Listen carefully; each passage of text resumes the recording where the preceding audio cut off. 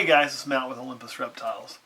And before we get started with our topic today, I want to point out a few things I think are important. One, you'll notice I'm not wearing my normal Olympus Reptiles t-shirt. And the reason for that is there was something in the news today that brought to my attention that we as hobbyists and breeders, we really do have to support each other. And so today I'm wearing somebody else's shirt. It's actually a BHB shirt. Whether you like BHB or not, that's not the point of why I'm wearing it. It was the one I had. But today our hobby lost a titan. And we lost, and I know you're watching this is old news by the time we actually publish this, but it's new news to me right now. Today we lost Ben Renick from Renick Reptiles in a violent death that not a lot of details are out on yet. But it's really upsetting and sad to lose somebody who, and I didn't know Ben Renick very well. I'd met him a few times at a few shows. You know, he's obviously a lot bigger than we are, and he's done some pretty amazing things and was a pretty nice guy all around. So to see that happen was upsetting. You feel bad for his family and for him, and the hobby really lost somebody who cared about the animals, was trying to grow the hobby, and it made a lot of awesome snakes. So today I just want to point out that we need to support each other and kind of give a toast and a little bit of a moment of remembrance for Mr. Renick. And so hopefully we'll see Ben off. We'll have a drink in his honor. And he'll be missed. Alright, off to the sad part now and on to the video, because the hobby still does go on and Ben will miss you. So today, Kurt, what's our topic today? Our topic is feeding ball pythons.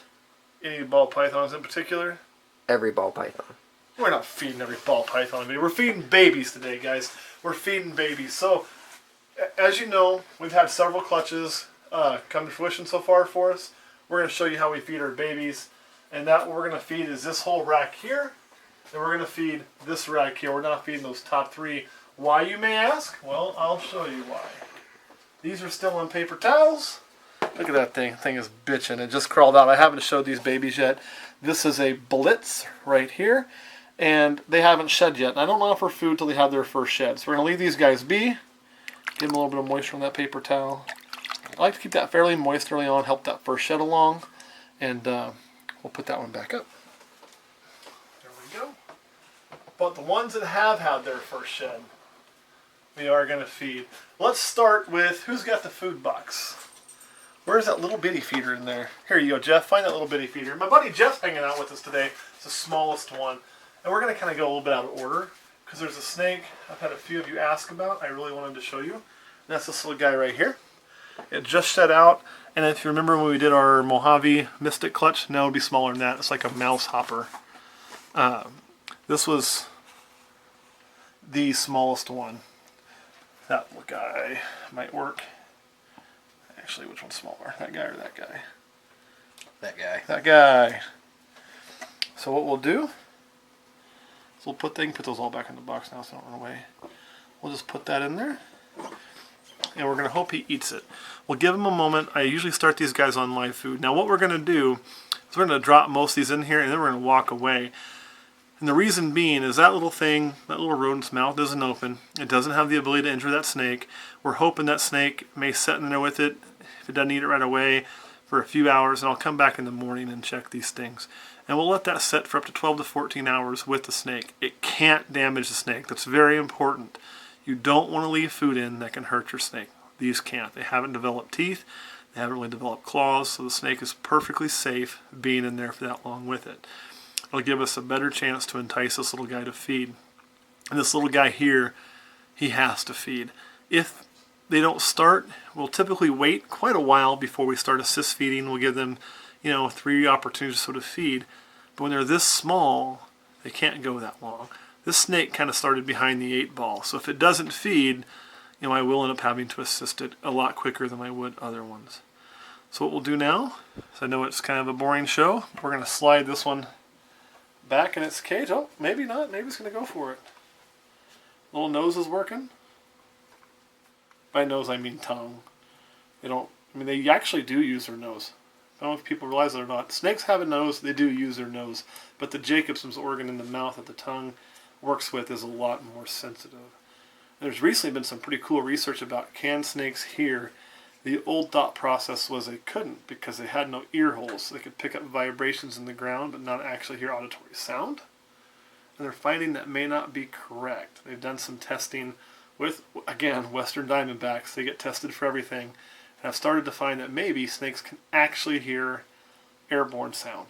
Pretty cool stuff. So, still not 100% sure. It's a very limited range. Come on, go take that. You'd make my day if you'd eat that right in front of me. And what we're using, that's actually a young ASF. I want to give this snake here the best possible chance I can to get a positive feed. We'll just close that one back up, see what happens. Put that one down here. Now the rest of these, let us actually go in order all the way up through. If you know what these are, feel free to let me know. 'Cause I'll be honest, I don't. So we'll just drop that in there. What I mean I don't is they're all going to be Mystics or Mojaves, but I'm going to have to probably wait for another shed to positively identify them. We didn't hit a single normal. The Mystics and Mojaves are pretty similar, so it makes it very hard to tell them apart.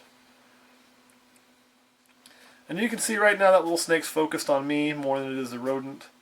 It's at that age where it's kind of defensive, thinks everything is going to eat it. So what we'll do is we'll just put it back up, give it a little privacy, a little dark space. We'll let it go to work. I think that's one of the reasons why I like to start with live food with these youngins, is because it, to me, just tends to work a lot better. That was at me, dork.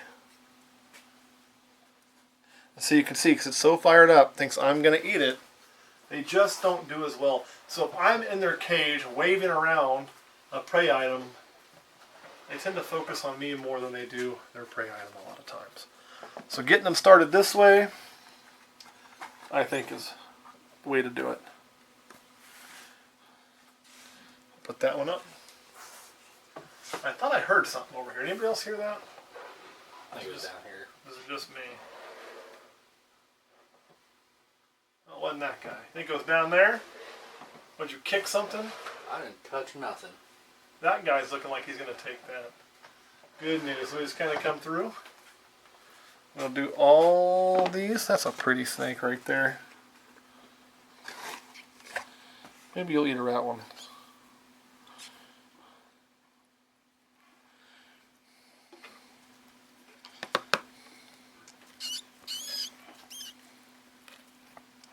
Yeah, you're coming at me. Don't do that.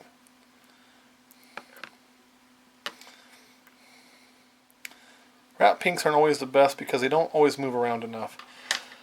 But I try to start them all on rat pinks if I can, especially if they're big enough. They don't always crawl, and this would be a lot of these snakes' first meal.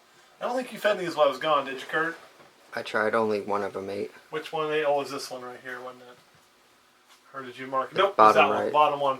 It took an ASF. And we mark all these cages so we know who's eating and who's not. So now we'll go back through these guys. These guys, these are the ones that are about ready to sell. Most of these, like this one's actually had 3 meals. So we can actually start posting these for sale as long as their weight's good. And I'm pretty certain that snake's weight is going to be on par. It's such a pretty spider. You know, and that's the thing too.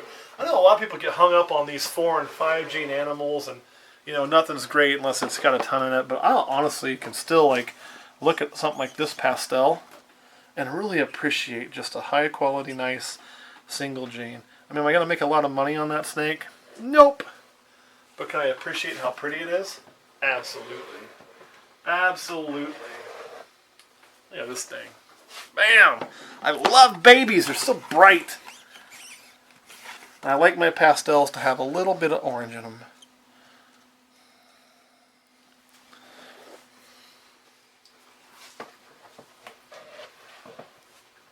That's kind of it. You just go through the rack and start trying to feed these guys off.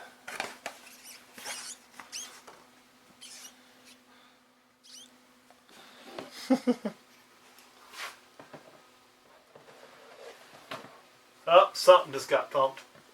See who it was, right there. See? Bam, that's meal number 2 for that one. Yeah, that's beautiful. It's exactly what you want to see. And sometimes it does take a while. I mean, it's not super quick. And see, even this snake, this is just a normal. When I say it's just a normal, you know, but it's still really... Oh, I didn't mean to scare you, little buddy. I know, I made you terrified. That was not my intent. Oh, poor thing. Poor thing!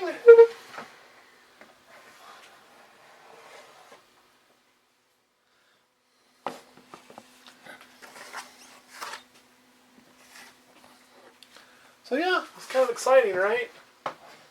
I know this is probably not our most exciting video, but the good news is you do get to see all these babies. Oh my goodness. You know, and this is why I love doing this, because I open up these tubs and every time I'm blown away. Like, it's never a disappointment. You know, it's... I think if I started opening these baby tubs, I was like, I probably need to get out of it then. But I don't. I still open them and I'm still just like, oh man, look at that. Oh man, look at that. And so that really means something for me. Saying again, just every time. Every time. Just gorgeous. Alright guys, we got 2 more left. And then what we'll do is we'll kind of go back through and check on them all. Look at that. It's another really nice spider. I do think... Oh, there you are. Come on, little buddy.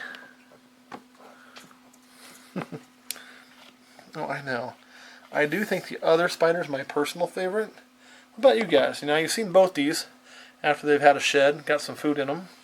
Which one's your favorite? Kurt, which one's your favorite? That spider or the other spider?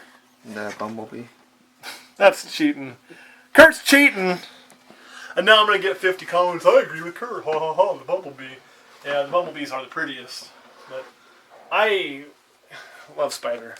Some people don't. I do. God, that thing's pretty too. I'd have to go with the killer. Well, the killer isn't in this clutch. We actually missed on the killer with this clutch. Still the best looking spider. Alright, so now we'll kind of go back through, check on these, see how they're doing. I already showed you that one ate. This one I'm sure has not yet. It has not.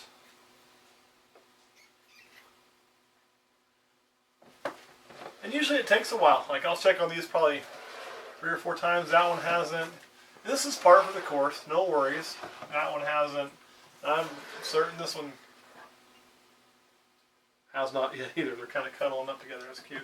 But they will. Throughout the night, you'll start hearing these pop off as we go through. We feed the rest of our collection. So they will eat, most of them. And the ones that don't, we'll just switch food items until we get them started. You know, and they've got time. Like these guys here, with the exception of this one, if they don't eat right away, okay. Because they all absorb their yolk. This guy did not absorb all his yolk, but when he came out, he had this little pot belly. If he had absorbed any more, he would have exploded. So they just can't handle taking all that yolk when they're that small. So we'll peek at these guys. That one's thinking about it. See if any of these have done the gig yet, the deed yet. Nope. Nope. This one has. Look at that little normal. See, so we got one there. Good deal. Good deal.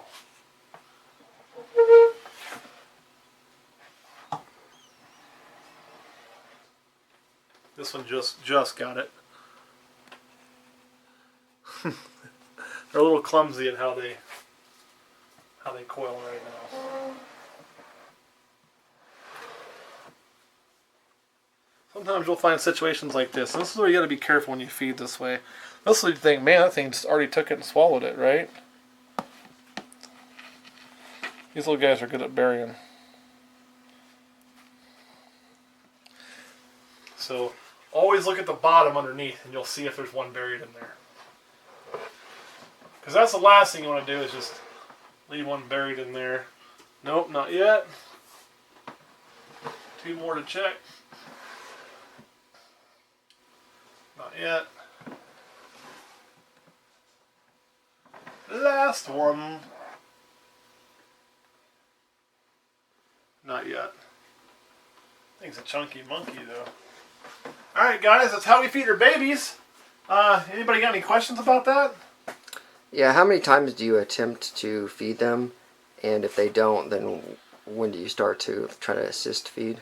It really depends. It really depends. I try to be pretty meticulous how we track. And I can show you something on my computer in here. So like when a clutch is born, I told you our numbering system, and you can see this is 03. Actually, let's work with 01. Yeah, this is. Where's the rest of the O2s? I don't know where I wrote those, but I did. Oh, no. Where are all the O2s? There's one I wrote down. Anyway, like this is clutch 03. I didn't write the morphs down on these yet, but these, you can see we write down the weight of each and every snake. So I know what they started off weighing. And what I'll do if they're not eating is I'll kind of keep an eye on that weight. And if that weight starts to decrease, they start to thin out, then I'll go ahead and assist feed. Otherwise, I won't. And so it may be, sometimes you might give them a month or even a little longer as long as their body condition's looking good. But that body condition starts to go downhill and that weight starts to go downhill, then I'll take an action a little quicker. It's just the way I kind of do things. Now that 24-gram one, it doesn't have the ability to, something else got popped, I can hear it squealing. It doesn't have the ability to lose that much weight. There's just not that much room for error for it to figure it out. So I'll probably be a little quicker to assist feed that. I won't let it miss. I want to get that thing rolling to give it the best chance to put on weight and not lose strength. It was really weak when it was born. It's processed all that yolk, that little pot belly went down, and it's really good right now. It moves really well.